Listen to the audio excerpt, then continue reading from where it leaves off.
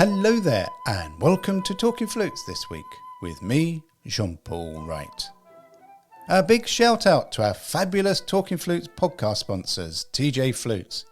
Please can you show them some flute love by following them on Instagram at TJ Flutes or Facebook at Trevor James Flutes. Today we're looking back at one of Clare's favourite podcasts recorded in 2019 with the brilliant musician Wissam Boustany, entitled For the Love of the Flute. It's a longer than usual podcast, but I can assure you it's well worth the listening time. My great friend of 40 years, since being at college together, an inspirational musician and humanitarian. So hello, Wiz. Hi, it's been a long time. It's been a long time, but lovely to see you and for you to make the journey here on your lovely motorbike. Yeah, it's beautiful sunny It is a sunny day, I know. It's always sunny here in Hove. So let me give our listeners a quick resume of your life and then we'll have a good old chat about it. So there are 4 very important aspects to Wissam's career. At least. Yeah, at least. Flutist, teacher, composer, more recently conductor. He's achieved so much as an orchestral musician and soloist, developing a wonderful duo partnership with pianist Alexander Schramm. Amazing audiences by the way they both perform from memory, something I've never seen before, bringing a completely heightened experience and intensity into their adventurous music making. Wissam has been a flute professor at Trinity Laban, London, and the Royal Northern College of Music in Manchester, where we both studied. And more recently, Wissam has also ventured into composing.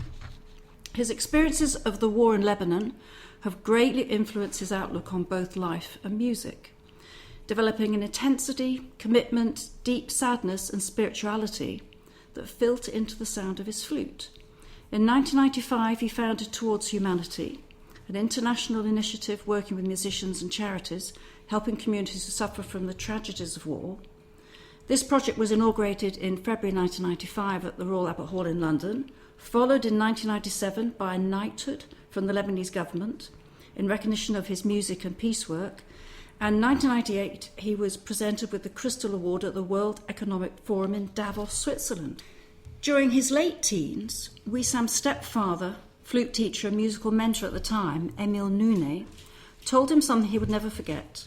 "The flute is too small for you. I see you as a conductor one day."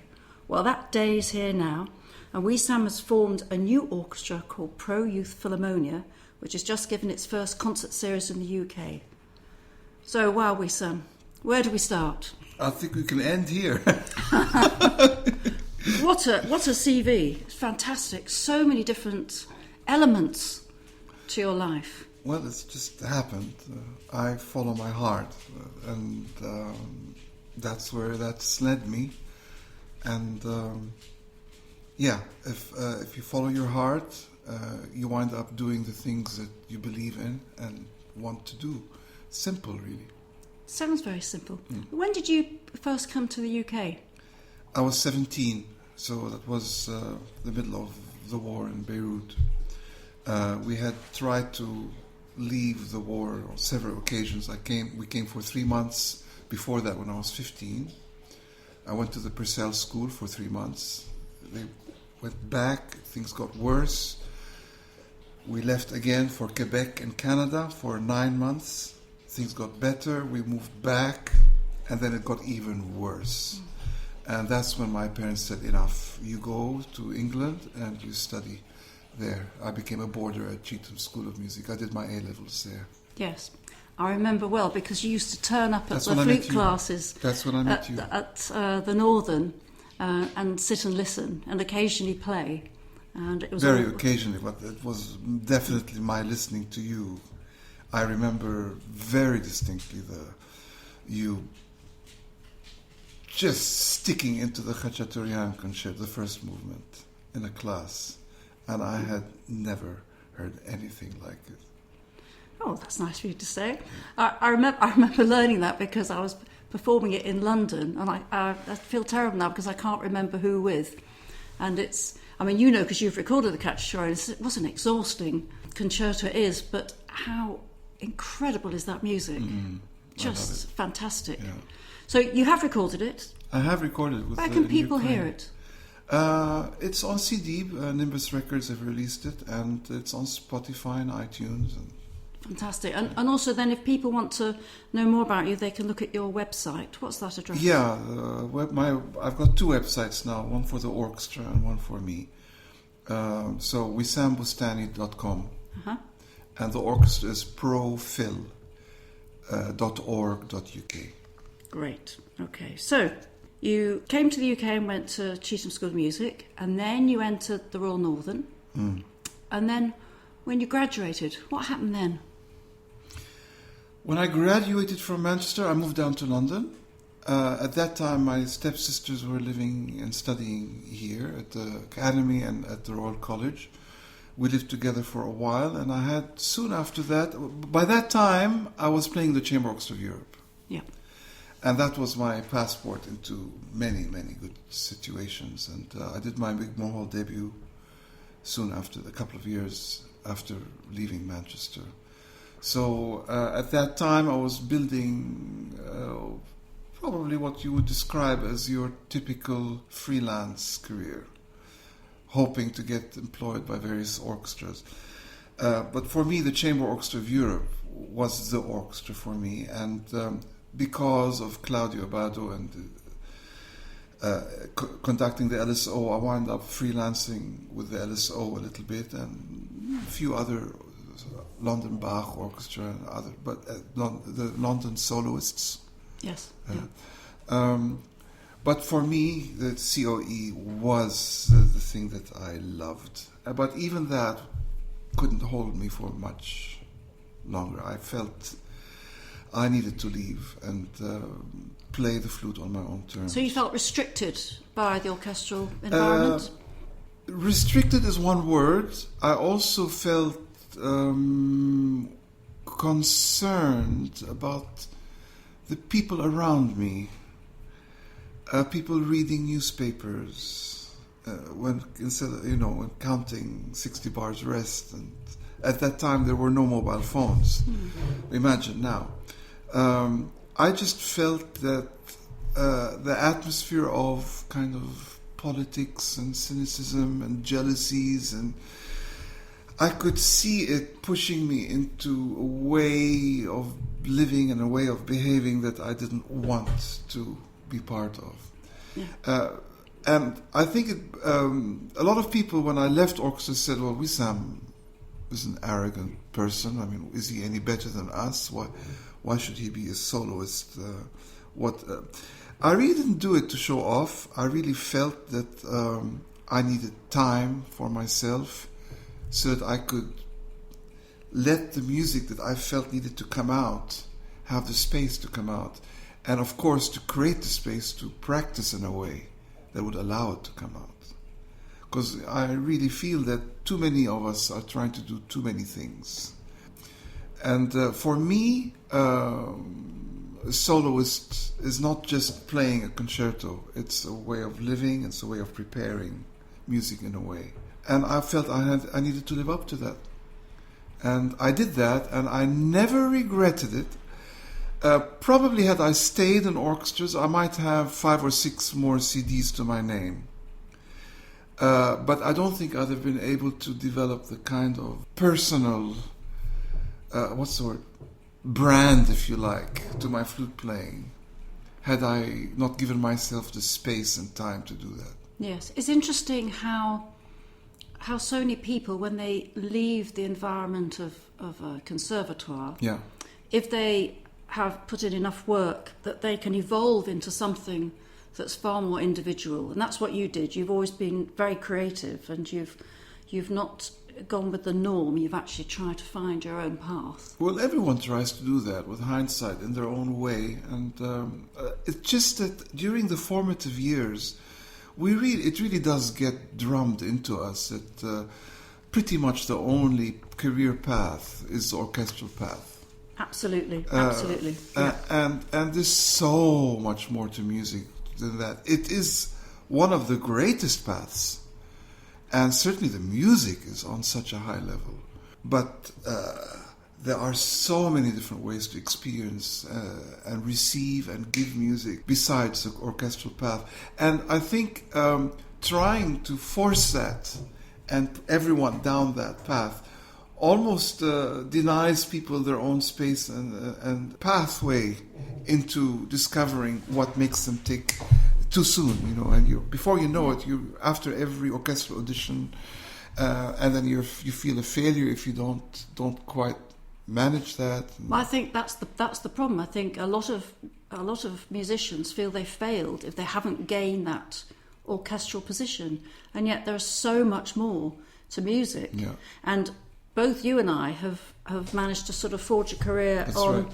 many different aspects of music, Yeah. not just the orchestral side of things, which, as you said, is fantastic. But Yeah. there's so many other fantastic things. It's interesting you talked about being restrained almost if you maybe are just going through that orchestral path. I often feel that when we audition students for college, we pick students who show so much potential, and then often feel that during their 4 years or 3 years or 5 years at college, we actually sort of squash that creativity in order to get them playing to a particular level, and they lose that creativity. It'd be lovely to find a different way. Yes, wouldn't there? Yeah, all those requirements that college hurdles, and of course it's like a funnel.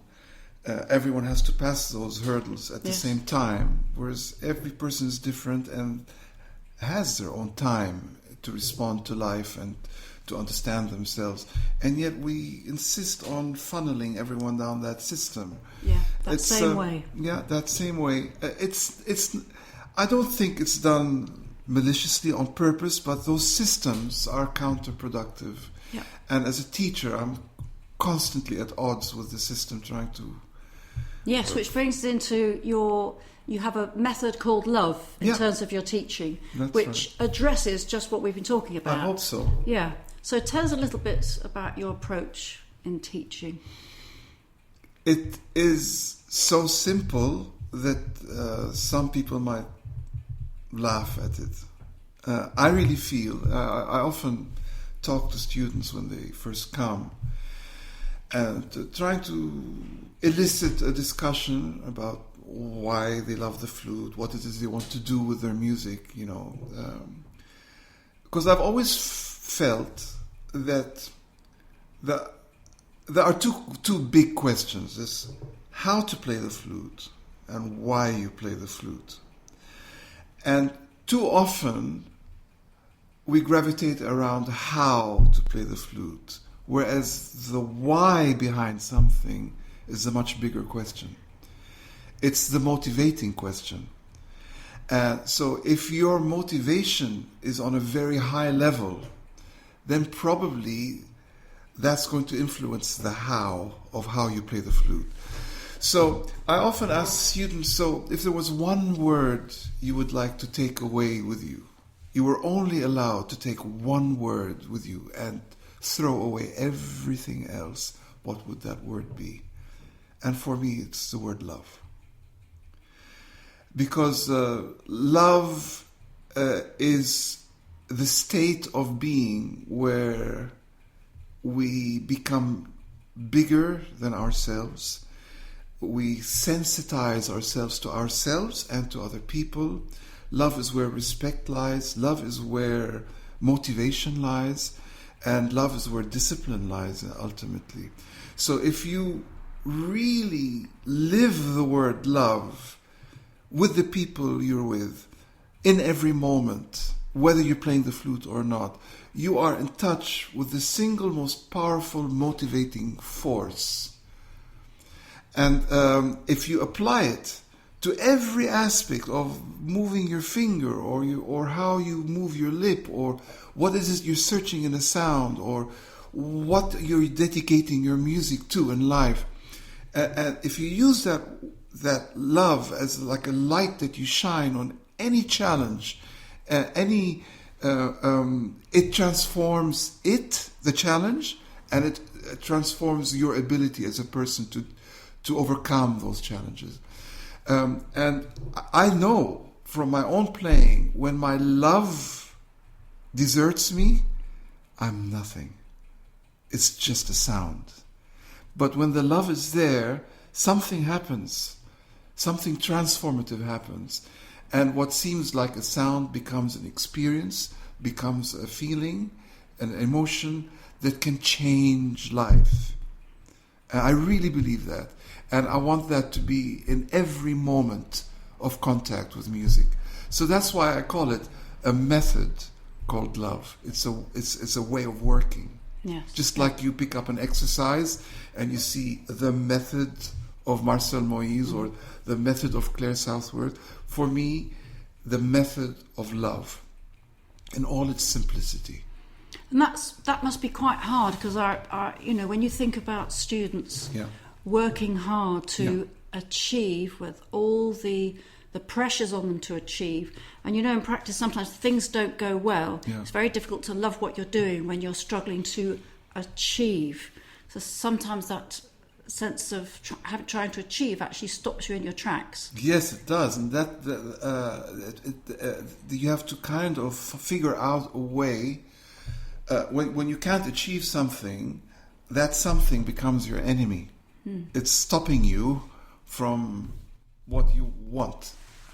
So, to me, that's at the heart of technique. Technique for me is not training muscles; it's training attitudes and training mind. Training the mind over matter. Exactly. So you hit a wall. Of course, you're going to get frustrated, but if you dig around it and start understanding why you hit the wall, what is it about your way of thinking that's caused that wall to happen, you start to unravel the challenge and understand it and almost begin to love it for what it's teaching you.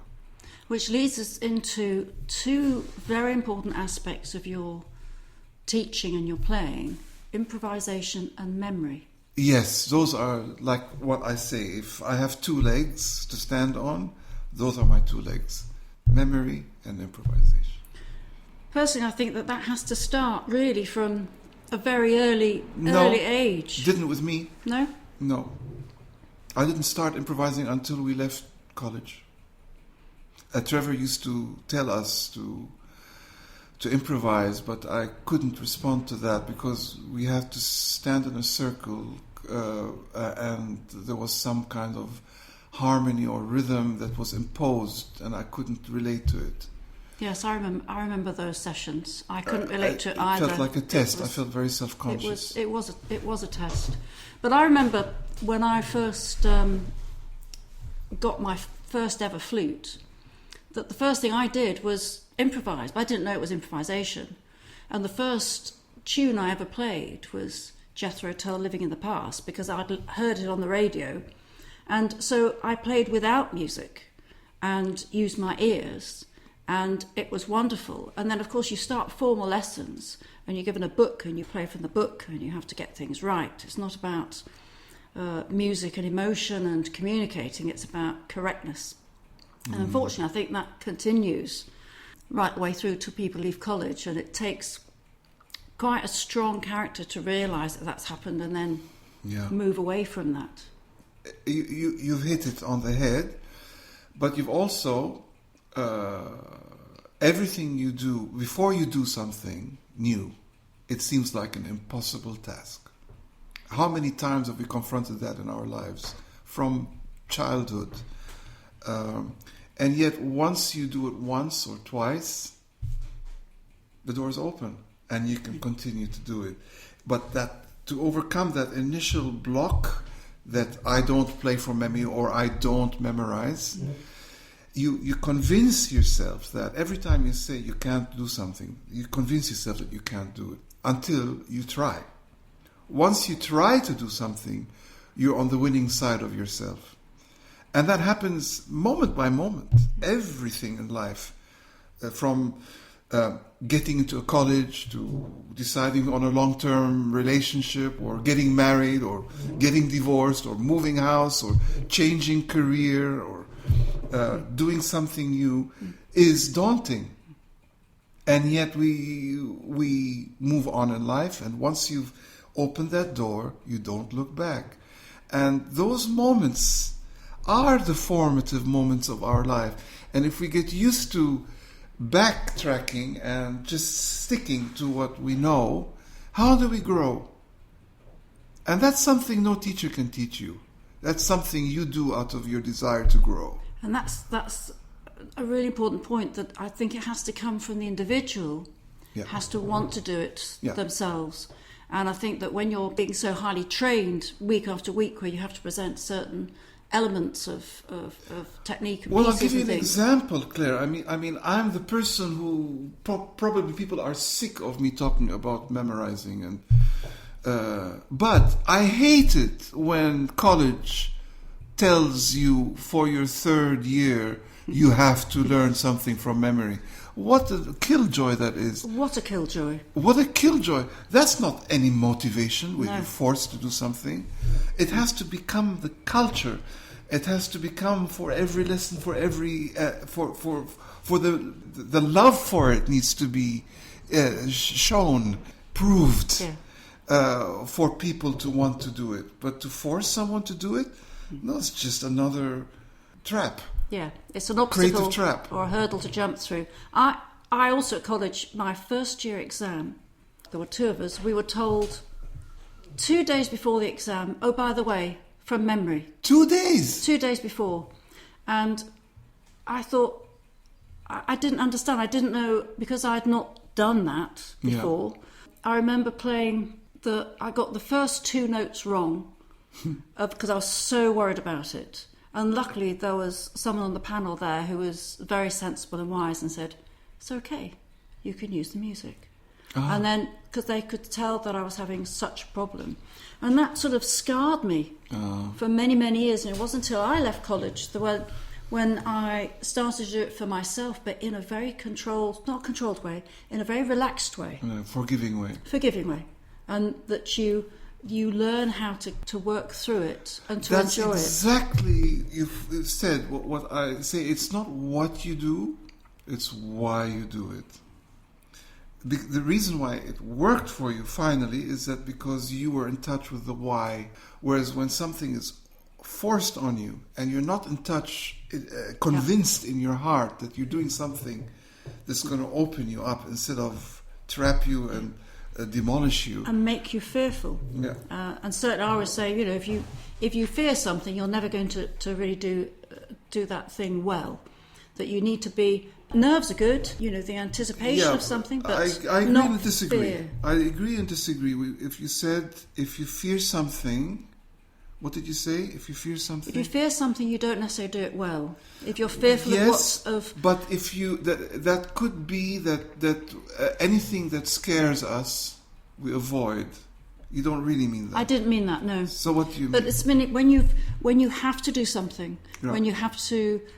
So for an exam, you have to play a piece from memory because that's what's written down. But you don't have the tools with which to do it. Yeah. There's a different fear. That's right. Which means that you probably will fail, and that is very damaging for you mentally. And so you actually have to find your own way of working through that fear, so that you overcome it and you suppress it. And understand what's causing it. Like understanding nerves. If you understand nerves and how it affects you, they become your friend. They don't become your enemy. Exactly, they become their motivator. Yeah. How did you manage to persuade your accompanist, Alexandra, to play the piano parts from memory? Well, there's a short answer and there's a long answer, but I think I need to give you the long answer. Okay. Because sometimes the seed of something kind of gestates and doesn't actually grow until a long time later. Once I was on tour in South America with the Australian pianist Piers Lane. You must know him from the Academy. Yes. And we were touring 2 programs, and one night in the British Embassy in Peru, we were doing a concert. I played a piece by Dave Heath. I think I played some Donizetti or something, and then we ended the program with the Frank Sonata. And we were just about to go on for the last piece, and Piers said, I've played this Frank with violins and violas and cellos and flutes for so many years.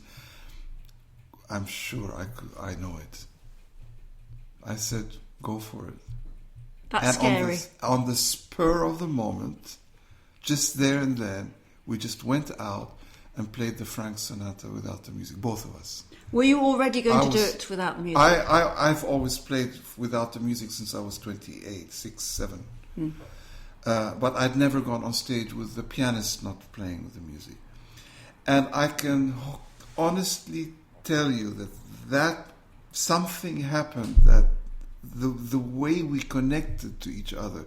Because when both of you are playing on an equal level, both of you could fall at any point.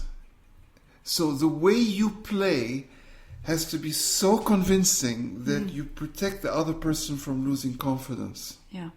So both of you could fall at any point. Like being on a tightrope. We're both, there's the same thing at stake for both of us. Yes. I'd never experienced that before. He's a very good pianist. And I was always playing from memory, but there was something unequal about it. And that was the first time we played where every note had the notes had umbilical cords attached to them between us. And the tempo was right, the balance was right, the energy levels kind of became cohesive. And then, of course, Piers is very busy, and years later, I met Alex. And as a student first, accompanying exams, eventually he wound up playing for my classes at Trinity. And then the first time I heard him improvise, I saw a side of him that I had not seen before. And then that's when we started talking, and I said, I've always wanted someone that would be willing to memorize recitals with me. He said, I'll do it. And we never looked back since. I remember hearing you do that for the first time with Alexander, and I remember sitting in the audience feeling very nervous. Yes, that's been said before, once or twice. And I think it's because it was so new, that never seen that before, wanting you to be able to do it and not wanting you to fall. Yeah, but remember that you're not the normal audience. You're a flute player and you know what it takes. The normal audience doesn't even notice that there's a music stand there or not. They don't notice. They're just going to hear, and they might not even notice that you had or didn't have the music stand. But you, because you know how difficult it is, you're projecting that onto the situation a little bit. But there was a completely different feel to that sort of concert. More of a sense of freedom, of sort of being more creative, more inspirational with what you're trying to say. It felt like maybe you because you take the music away, you have to listen so much better. So there was a completely different atmosphere in that concert, which I also hadn't experienced before. Well, I'm glad. I must say, just to qualify that, memorizing can have some negative effects too, if I'm to be honest with you. Yep, and I've heard a lot of that too. Yeah, like you see, what it's great at is giving you structure and consolidation. And the thing is, you become so consolidated that you can lose some spontaneity. Yes, but you're different. I mean, for you it works fantastically well. The times when I've heard it doesn't work well is when people have just learned a piece note by note without any feel for the emotion behind the music or any feel for the phrasing, and it's just an exercise in learning, not an exercise in communicating. And it's very difficult to actually help a student understand that you still need to communicate and to get in touch with the music rather than learn by rote. That's right. And that's where love comes into it. Yeah, so that's the difference. That's what you do differently. So I think when you're trying to encourage students to play without the music, it's very important how you approach it, and to allow them to fail, that it's not a problem. That's right. And so you nurture that, the beginnings, and you help them blossom rather than criticise for not doing it. It's difficult. It's difficult to get right. It's difficult. It's about having a sense of priorities, because there are all kinds of mistakes we make. What is it that you want to give in a recital? Perfection? Yeah, obviously not. Obviously not. Obviously not. First of all, perfection is overrated, not to mention doesn't exist. The beauty of life is in its there's nothing symmetrical about life. There's nothing. There's something perfect about life. It's perfect in its imperfection. And to understand that as a human being, and learn to look beyond imperfection and see the beauty in life and people, in spite of things that annoy us from time to time, or you need to have a very strong sense of priority about what music means to you, what you want to give with it. And then once that pressure is gone, then you get closer to perfection. Because that fear of making mistake disappears to a large extent, which is what often causes mistakes in the first place. Yeah, I find that a lot of, big generalisation, but a lot of the players that are coming out of colleges now are not in touch with their emotional being, are not in touch with the music enough. And it's a case of getting things right, getting the pitch right, the notes right, the rhythm right, getting everything correct. Yeah. And I know I've often disagreed with people on panels when judging people either in final recitals or auditions, in that for me, in terms of criteria, my first criteria is always that emotional connection, the emotional meaning. Does somebody talk to me? Do they speak to me through their music? Not whether they got it right. That's right. But that doesn't often happen, unfortunately. Unfortunately, it doesn't. I 1000% agree with you. I think often it doesn't happen because feelings are personal. So what works for one person on an emotional level might grate with another person. So the easiest way to agree on a panel is on things like getting it right and intonation and kind of... it can be relatively, even though intonation is very subjective, but it's easier to agree on those things than on interpretation. Yeah. And of course there are different styles of playing that are very personal. So on juries, music should never have become a competition in the first place. No, but it does have to be judged in some way for people to achieve their diplomas and degrees, and that there has to be a place for it. But as I think there was only one panel I ever sat on where there was another very well-known flute player who would say things like, "I don't like that style of playing, but I really appreciate what they're doing. I understand what they're doing. I love their musicality. It's not what I do, but I recognise what they're doing," and then would give a mark that responded to that. Respecting. Yes, rather than saying, I don't play at that, so I don't like that, so no mark. I've always tried to fight in college. I didn't succeed because college likes to have like a system of grading and that's consistent across all instruments.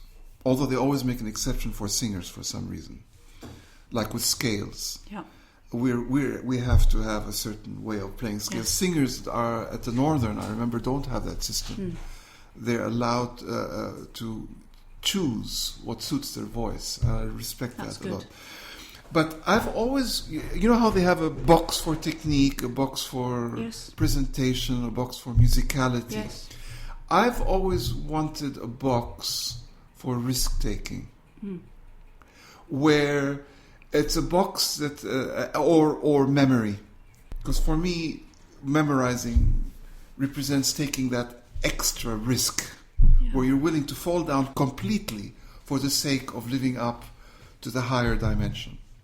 And I've always wished that without forcing people to memorize in an exam situation, you offered them a bonus. Yeah, that's really interesting you should say that, because at my conservatoire there's a concerto exam which is from memory. Okay. And if you don't play from memory, if you suddenly think the day before, I can't do this, you have 10% taken off. Taken off. And I always say, wouldn't it be wonderful is if you have your exam and if you play from memory, you get 10% added. Well, And that is your motivation. Exactly. So you mark the grade, someone gets, say, a 68, and automatically, if someone plays with a conviction and risk-taking, you get rewarded 2 or 3 grades, whether you fail or not. That's the point. Yeah. So you might make a mistake or two, but the fact that you took a risk gets acknowledged. Yeah. I think that, to me, but it was never taken up. It was seen as too difficult to manage, I suppose. Yeah. Maybe we have to start our own course, Wissam, and put these things into place. But anyway, that's, there's obviously memory is a huge part, improvisation, that's the huge other leg. part. Now, what I wanted to remind you about was that many years ago, I heard you play on a BBC programme, a live programme, Pebble Mill at 1, and you did an improvisation. It was stunning, and I thought, wow, I've never heard him play that. I don't know what it is. It was your own. Do you remember what it was? Did you ever write it down? No. So it was just an on the spur of the moment. Yeah, quite often on TV, they ask you to, or on radio. The program has to end exactly at 6 o'clock.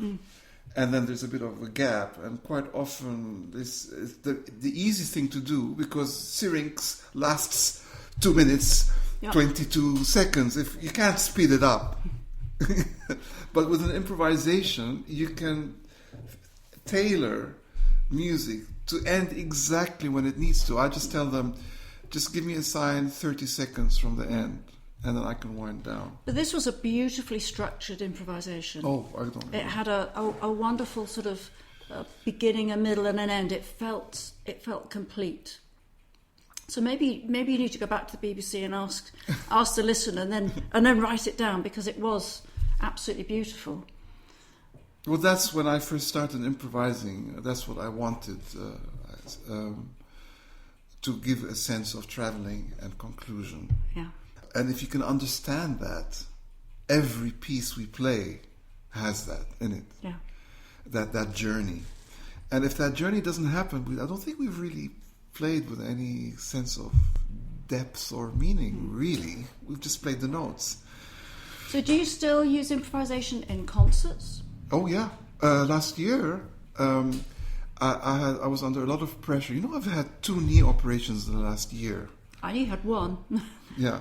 I've had quite a crazy year, but so I didn't feel motivated to learn new music. So I lent on repertoire that I knew well. I played the Frank Sonata, and I started the concert with a Doppler Hungarian fantasy. And Scotty and me went out in the middle and improvised for 10 minutes. And that was my adventure for the night. 10 minutes, we didn't agree on what note to start, what key to play in, what fasts, nothing. We just walked on with a completely open slate and played for about 10 minutes. It's a real roller coaster. I'm sure. It wakes up the senses so much. I mean, you have to be so alert to catch any half opportunity and make it work, I love that. It wakes up the senses like nothing, certainly not like Heineken does. Have you got perfect pitch? I think I have relative pitch. So if I hear a note, if I translate it into a flute sound, yes, I can probably guess the pitch. That's similar with me too. I can, if I think of the beginning of a well-known flute piece, I've got the pitch of a particular I can note. Sense the color from the color of the note. Yeah, it's fascinating. I think what we're going to do. So should we start with the orchestra? Okay. Where do you want to start from? Well, what's the name? Oh, the name is the Pro Youth Philharmonia. And how did this come about? Wow. Again, there's a short answer and there's a long answer. I've led from the flute on occasion. But about 4 years ago, I was invited on a residency to the Australian National Academy of Music, ANAM, in Melbourne. It was my third or fourth visit, and the residency was based on all of Poulenc's chamber music, and I got to coach all kinds of groups.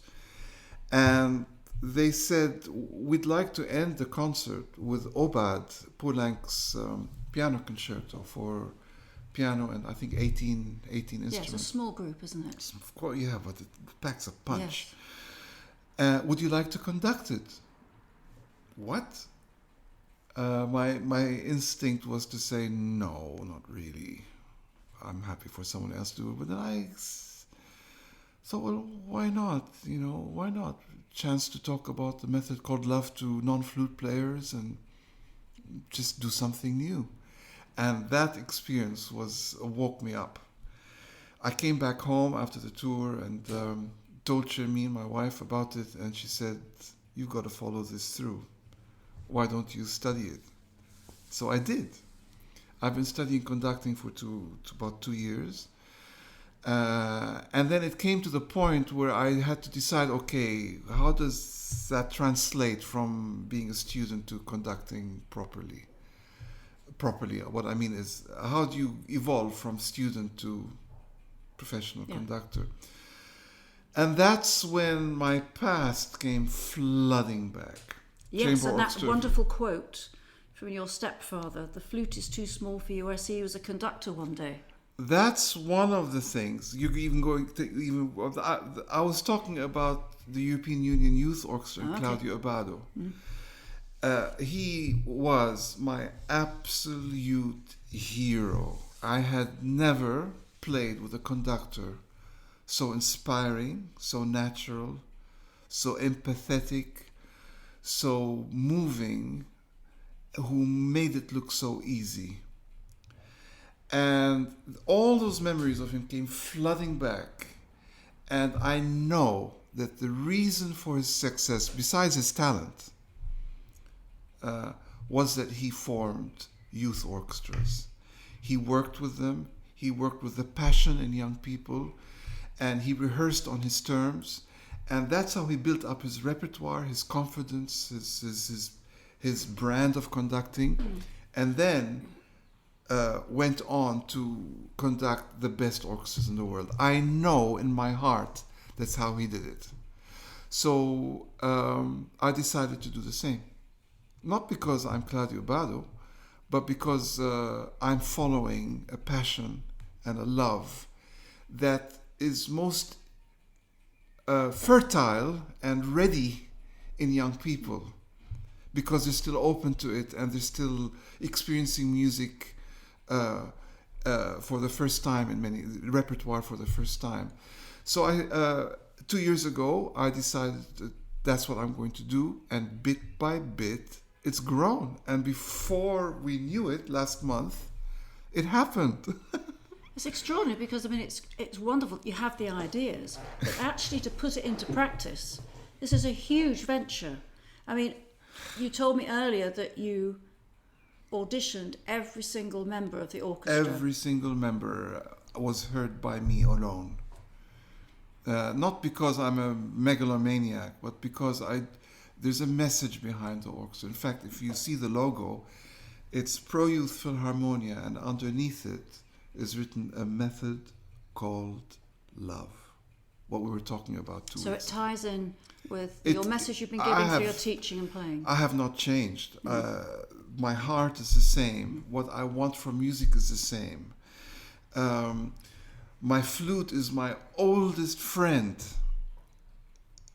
So I look through life. I look at life through it. It's my filter. It's my question of life. It's how I'm inspired. But if you're not willing to move on and nurture that love, if love isn't nurtured, it dies. And if I'm to be honest with you, I've been feeling that a little bit in my flute playing over the last years. I can somehow motivate myself, but deep down, instinctively, I'm feeling that I need to nurture the love. I need new aims. I need something new in my life to push me to a new horizon. Because if I'm not at that place, I'm decaying. So do you find that by doing something slightly different, or very different, it's not as different as it may seem. No, but it feeds the other aspects of your career. Absolutely. I'm motivated again. When I come back to my flute, I love it again for its simplicity, for its immediacy. I mean, I don't have to negotiate with anyone except myself and my muscles. You know, it's a direct transition of idea into physicality.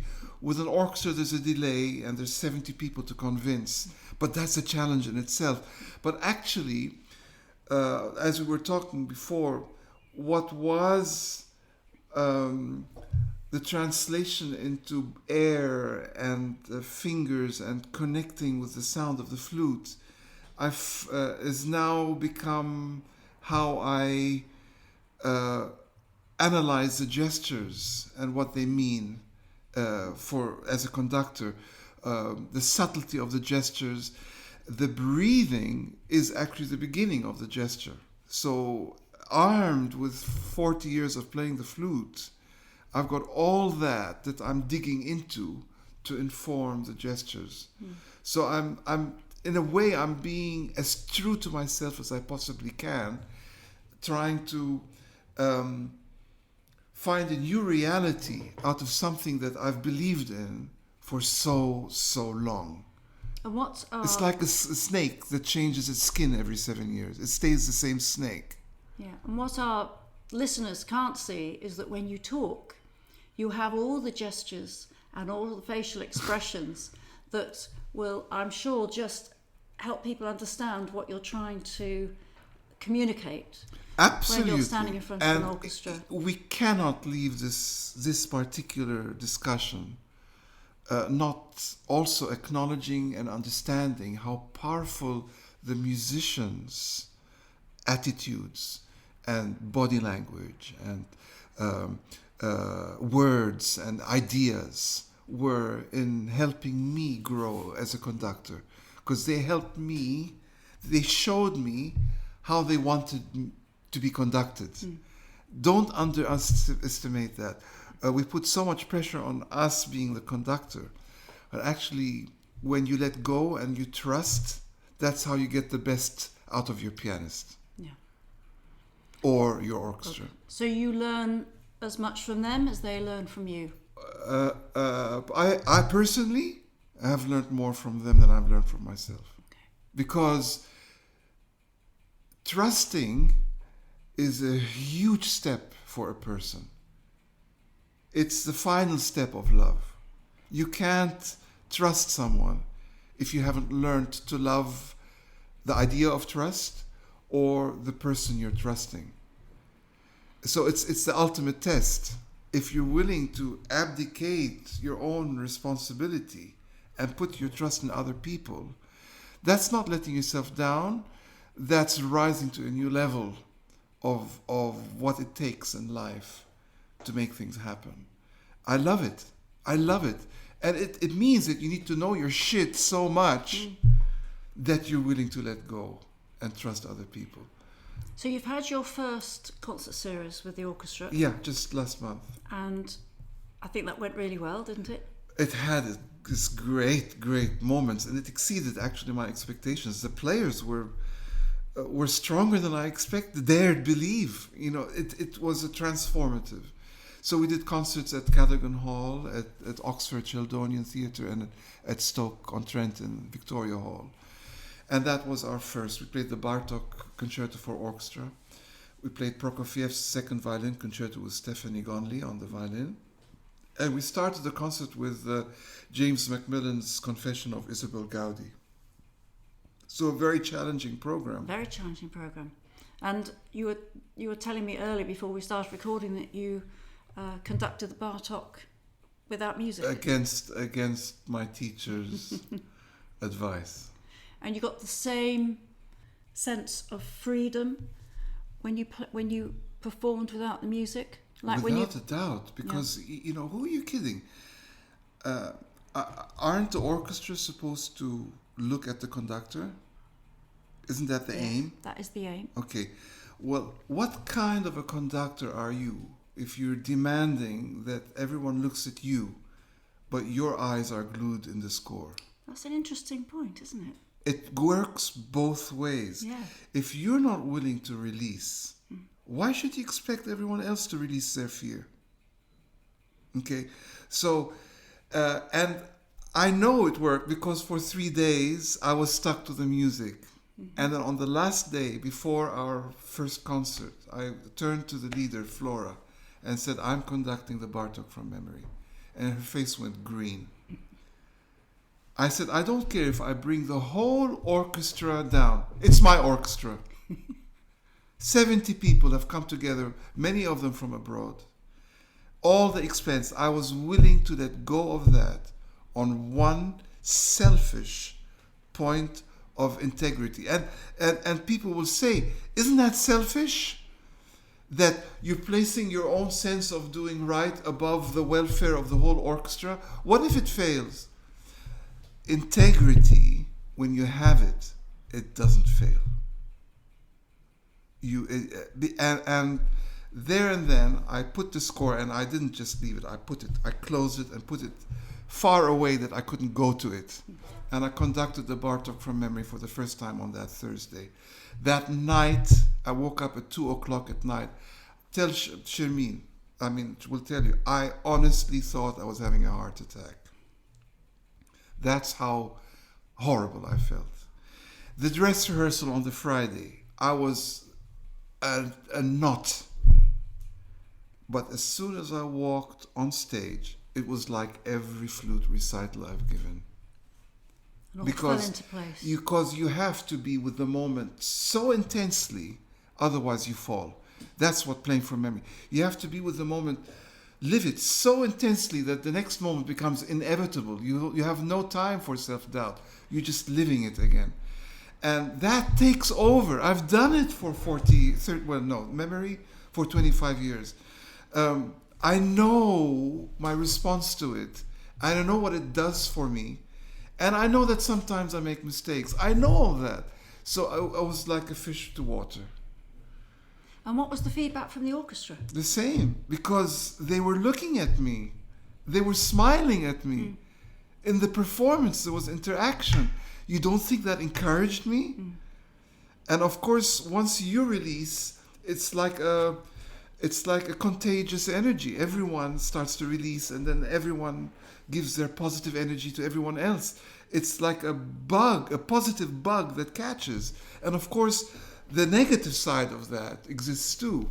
So lack of confidence, fear. Once that takes root, we spread that to our colleagues.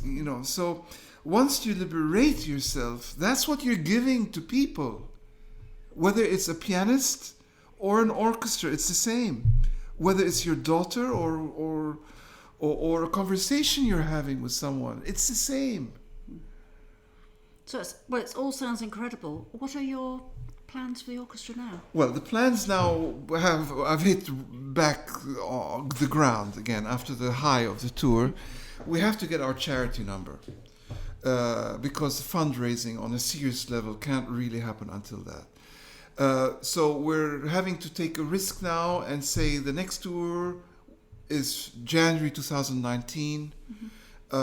By then, we are very confident that we can get our finances together again and build the next project. The aim of the orchestra is to have 3 tours a year, at least. And we do want to tour abroad as well. I think a lot of the opportunities, the funding opportunities, will come with the touring, actually, abroad. And are you already thinking about repertoire? Are you studying the repertoire? We've launched a competition at Trinity for a composer to a commissioned piece. How exciting. So that we'll start judging that next month in June. I don't know when this is coming out, but in June we'll be deciding on the person to write the piece. I want to also, because I'm Lebanese, I want to encourage Middle Eastern soloists and composers. And also when we tour abroad to introduce English music to the Middle East. So that's quite an important part of the character of the orchestra, is that side of commissions and new music. And I would love to conduct Beethoven 7. So that's the big piece for us in January, probably. Very exciting. I'm really into Mahler. Yes, there's a lot Beethoven. Wow, I can't wait. Mahler might be slightly more difficult because it's so much longer. Nah, sometimes when you pick up the flute and you play for 5 minutes, that's more daunting than playing for an hour and a half. Because when you're playing for a recital, you have time to settle. 5 minutes, you're still equalizing with your adrenaline. It can sometimes be harder. So I'm sorry to contradict you. No, that's fine. People say, yeah, but you memorize a whole recital. That's different to memorizing, say, the Dutilleux on its own. The difference between 60 minutes of music and 10 minutes is not 600% more. It's just because the big challenge is to have the guts to do one thing. Yes. It's like walking. Once you can walk, you can actually go to Cumbria and walk a fell. Yeah. You don't have to go from 10 steps to 20. Once you walk, you can walk to the shops, you can walk to your grandmother's, you can walk. The hurdle is a psychological hurdle. Yeah, well, it's all very exciting. Now, that's obviously a big part of what you're doing at the moment. Yeah, but what it about is. your flute playing? The flute playing is like I say, is my old friend. If without my old friend, I'm without my closest partner. The orchestra is an extension of my love, but the flute is the core of my love. So you're still giving recitals? Yes, Still performing? less than before, but yes, I'm working up the Khachaturiyam to play in Mexico in July. There are 3 flute courses that I'll be giving recitals at. The NFA I'll be at the BFS I'm writing a new piece in honor of Eva Kingma, who made the Kingma system flute.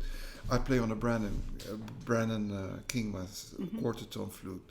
So I'm writing a piece to honor, because she's getting a Lifetime Achievement Award this year. So I'm writing a piece called Future Blossoms for her. I haven't started a note yet. So that's another challenge to overcome. Before July, I've got to write that down. That's going to be a busy few months for you. Yeah. That's how you like it. Yes, so I'm kind of leaning on some repertoire that I know, while other things are, yeah. I'm relearning the Feld Sonata, which I love, and playing the Bowen, which I love, and hopefully a new piece will be coming forth soon. Wonderful. So we've got a few little questions for you that I've been asking other guests on Talking Flutes. Okay. So what musicians have inspired you? The truthful answer is I'm inspired by life rather than musicians. I'm inspired by feelings. If you like, I'm a sensualist. Whatever I respond to with my heart and lights me up, that's my inspiration. Is there any one person that if you could go and hear anybody in a live recital, now not flute players, anybody, is there anyone that you would just say, alive or dead? I was thinking of that. I've always been fiercely independent as a flute player. I've protected that almost too much, almost to a fault. But actually it's also part of what created my personality as a player, so I have to acknowledge that. I've always consciously avoided the flute players that I was drawn to. I kind of instinctively felt that to spend too much time with them, I would wind up copying their mannerisms or their... Which is understandable, isn't it? Yeah, if you listen too much. So I've consciously stayed away from the very big personalities. Jean-Pierre Rampal, Webb, Jimmy. I've known them and loved them and respected them, but actually on purpose didn't allow myself to drown in their world, because I've maybe a bit too selfish. What about non-flute players? With non-flute players, I find it easier. I'd mentioned Claudio Abbado. He is my conducting god. I find it easier because it's a more objective way of making music. It's not really, because you do need to love the people you're conducting. But the flute is so intensely me and goes so far back and so far connected with the breath.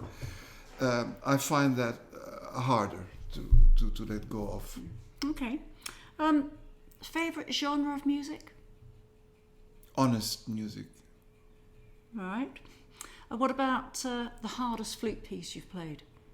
Baba Black Sheep and the Khachaturiyam. Actually, depending on the time when you played it. Well, that's a very good point. That's a very good point. I find some things that should be very difficult, laughably easy, and I find sometimes the simplest things very, very, very difficult to come to terms with. And I think that duality exists in everything we do. So I don't think in terms that. Yeah. I don't think in terms of. So let's talk about memorable moments. Do you have a most memorable moment playing the flute? Just picking things. I remember my recording of the Khachaturiyam. Right in the middle of that very fast semi-quaver passage that there's no place to breathe in the last movement. And we had booked 3 or 4 days of sessions in Kiev, which then Naxos came, because the orchestra had an ongoing relationship with Naxos. They took one of our sessions away, so we had to reorganize our sessions. And I wound up recording the Khachaturiyam before the concert we gave, which was scary. So we recorded the Khachaturiyam on an afternoon evening, the whole thing. And their sessions are 4-hour sessions in Kiev. So we recorded the whole of the Khachaturiyam in 4 hours. That's incredible. And we had a 4-hour session left in the evening. So I said, sorry, I'm going to be a bit tough on you. I'm going to ask you to come back, and we're going to play through the Khachaturiyam one last time. And that's all. And you can have the evening off. So they said, okay, and we did that. And in that last movement, the conductor stopped conducting, and there was just a big smile on his face. And the whole orchestra was just on fire. And that's a moment where you're on a different plane. And it's like the music is playing itself.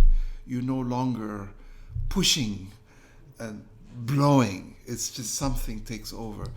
Another experience is after a recital with a harp in Bahrain, many, many years ago. Someone I never met gave a piece of paper that was passed on to me in the dressing room and said, "Thank you for tonight's concert. I've had a problem breathing, and somehow tonight I could breathe." I never met the person. And those are moments that make you... that stay in your heart. Yeah, stay in your heart and remind you of the intensity of what we want. And the influence you have on people listening. Well, that's... yeah, I suppose that happens too. Yeah. So, how do you prepare for a flute recital? Do you have a set routine? Yeah. What do you do? My routine isn't a daily routine. So my routine revolves about memorizing. So I don't start with a set of warm-ups and scales. For me, a warm-up is the time it takes to memorize, the cycle it takes to memorize and find my power for a recital. So my cycle is probably a month long. So I start from not being able to play a piece, and then I build on each day longer spans of concentration until I can get through a piece.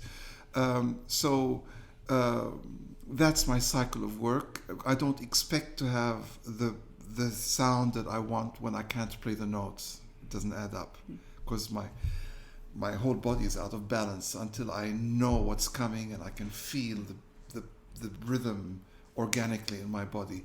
So I wait for that to happen. So the sound that I'm after comes as a result of the memory. So I don't build up my sound day by day with a series of exercises. It is the culmination of the exercise of memorizing that I find my sound. Yeah. Okay. What's the best piece of advice you've been given, and by whom? Do you remember? Yeah, it was given to me by Trevor as a bit of a joke with a twist to it. As you know, Trevor's humor always has a twist to it. We were at the Moise's last flute course in Bosville. Yeah. You were there. I was there too. And I was down to play to the great flute player. And he was sick because he had one lung and just so poorly. And Danino took over, and I wound up playing to Danino. And for me, that was a slap in the face. I built myself up to play to the legend, and then I played to the hanger-on. I couldn't. I felt so let down. Yes. And Trevor, of course, saw that. I was never that close to Trevor. He was always surrounded by... Oh, God. Anyway, I was close to him in some ways, but couldn't get close to him as a person. But he connected to me that day. And he picked up on my anger in the class. And he reached into his bag, tore out a piece of paper, and wrote 2 lines on it and passed it to me. And on that, it said, "Better to be the head of a dog than the tail of a lion." And that, to me, was the biggest lesson I learned from Trevor in 4 years. In emotional terms. Yes, emotional. So for me, better to be the head of a dog than the tail of a glorious lion. So better to think for yourself than to hang on to energy that is great. So I tell my students always, write your own paragraph. Don't read 1,000 books, but write your own paragraph. But it resonated with you. It at that resonated time. to me because that's how I've lived my life, I think. Yeah, that's wonderful. What ambitions do you have left? None. So everything ended tomorrow? No, that's one of those trick questions, because without ambition we sag, but also ambition in its own sake can be a source of unbelievable stress and anxiety, and I think I'm softening with time, and I need aims, but ambition and competition and a drive for its own sake, I've let go of. But wherever love can grow, I'm following it. And if you couldn't play the flute, what would you do? I'd probably be a courier. A I courier. love motorbikes. So for me, I love motorbikes. I just love it. I just love the sense of the wheels, the balance. I relax when I'm on a motorbike. I love the speed. I love the grace when you hit a corner just at the right speed. Sounds I love dangerous. I love the danger. Have you had accidents? That's why I've had 2 knee operations. From motorbike From a accidents? motorbike accident that happened 25 years ago. Oh, heck. Dangerous things. Yeah. And what Like memory. Yeah. And what type of bike do you ride? I recently had a bike stolen. Oh dear. And I decided, okay, that's probably going to be my last bike. So I have a glorious BMW Adventurer. Glorious machine. So would you say that's your hobby? Or do you have another hobby besides riding your bike? Look, for some people, playing the flute is a hobby, but it's their biggest passion in life. So for some reason, hobby wakes up like second thing you do in life. I don't like that, because for some people, the hobby, you can almost disrespect people for having a hobby as a flute player, but actually they have more love in them than many professionals. Okay, I get all that. So what do you do to relax?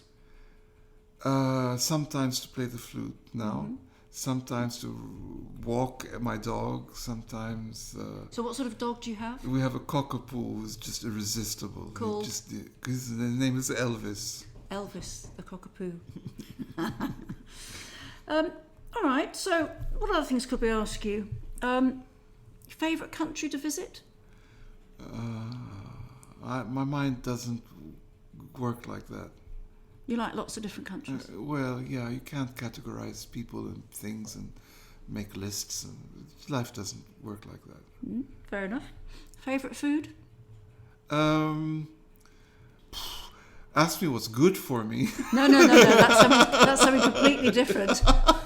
So if you're at home and you've got to cook for yourself and you think, I'm going to cook just what I want to eat, what would it be?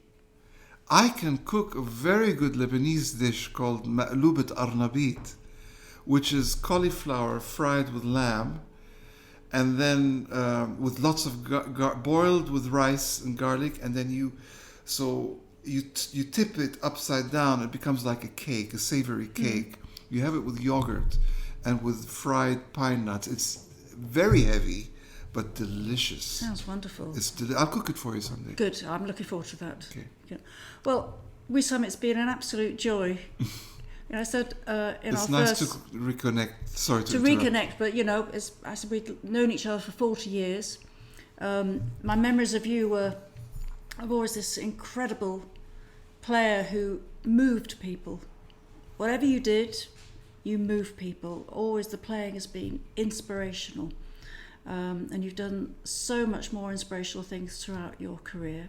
It's too been kind. Lovely to hear it all about it. And I wish you all the luck in the future. And same to you and everyone listening. Thanks, Wissam. Okay. Thank you all for listening. Please remember to check out Wissam's website, which is wissamboustany.com, WISSAMBOUSTANY.com, for all his music and publication resources. So until next week, wishing you a musically fulfilling week ahead, and may your low C be especially in tune. Goodbye.